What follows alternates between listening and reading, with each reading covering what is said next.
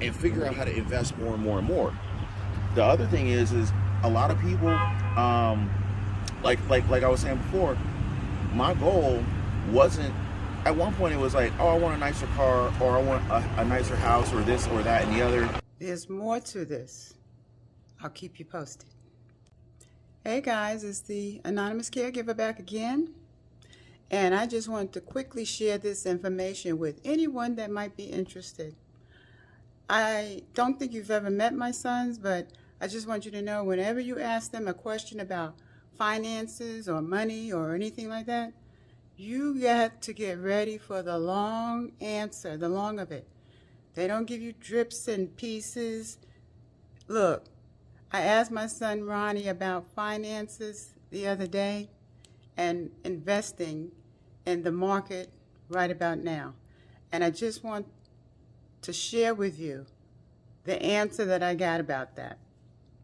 Like I was saying before, my goal wasn't, at one point it was like, oh, I want a nicer car, or I want a nicer house, or this or that and the other, cooler shoes. But when my goal shifted to, I want to figure out how do I live on a minority percentage of my income, that's when the game changed. Because it was like, all right, at first, when I first started investing, it was like, yo, I'm going to just start investing $50 a month. Open up an account with a mutual fund company. I think it was T. Rowe Price at the time. And I called them up. I was like in my teens. I was probably 19, maybe 20. I was like, hey, I want to open an account. I don't know what I'm doing. And I was seeing that the minimum investment amount was $2,000. So I was like, I don't have $2,000. Do y'all have anything less than that? They were like, well, if you set up automatic investing, this is like 20 years, almost 30 years ago now, probably. If you set up automatic investing, we can automatically debit your account $50, and then you don't have to do the $2,000 minimum as long as you give us access to automatically debit $50. I was like, sign me up. So now it's automatic, kind of like taxes coming out of your check. So it's like you learn to live with what's left over. But what I learned over time is, all right, if I started with 50, eventually my goal is to bump this contribution rate up to $100. And then how do I bump it up to 150?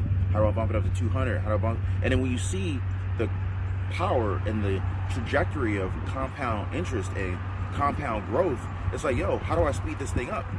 So then it's like, all right, how do I make more money so that I will have more money to be able to throw into this machine?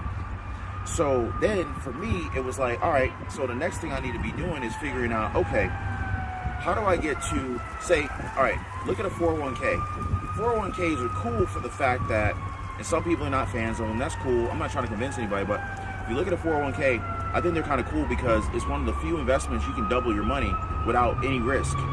And how do you do that? Well, you do that, I'm gonna let this ambulance go by. So how do you do that? Well, most companies that offer a 401k generally offer some form of matching. Every company I've ever worked for has matched dollar for dollar up to a certain percentage of your income. So if for easy numbers you make $100,000 a year, 6% is $6,000. So that means that if you contribute $6,000, your employer is going to match your $6,000. You also don't have to put your money in the stock market. I did. And so your money can grow. Past performance is no indication of future gains, but disclaimer. But the point is if you just put $6,000 in, you've made $6,000. Your employer's matching you if your employment, if your retirement plan supports that, right? So it's like if you didn't, you lost $6,000. Look at it that way. If doubling your money doesn't entice you, look at the fact that you lost half if you didn't. However you need to look at it so you don't lose. And so 401k is, if you don't do nothing else, get your free money, right? So that's that. But most people are like, man, I just want to like start investing, right? Do what I did, start at 50 and work your way up. I remember thinking to myself, man, how much can I put into a 401k? And I later learned that based on my income, well, it doesn't matter. Based on my income, what it is today it's something like $19,500 per year you can put in, and the IRS changes that amount of contribution every year, every other year. They generally adjust it based on inflation.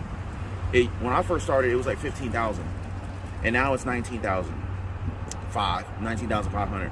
So my goal was, how do I get to be able to have enough money to be able to max out the contribution?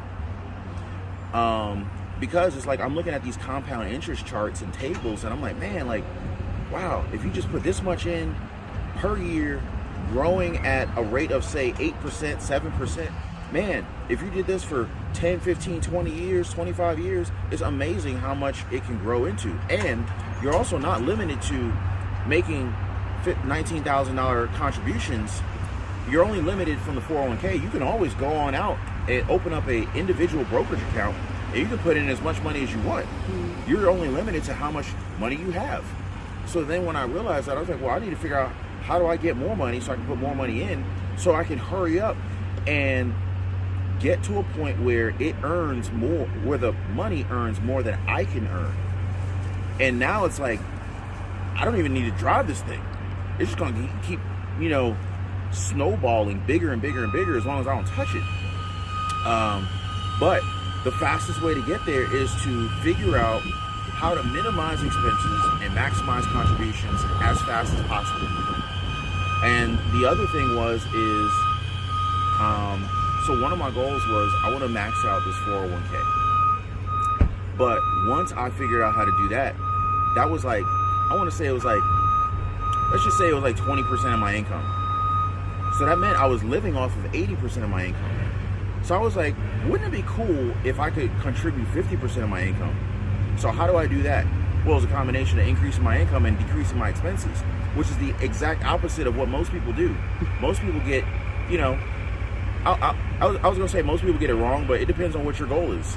If your goal is to just spend all your money and buy, keep continuously upgrading your lifestyle, then that's cool if it makes you happy. But if your goal was like my goal, which was,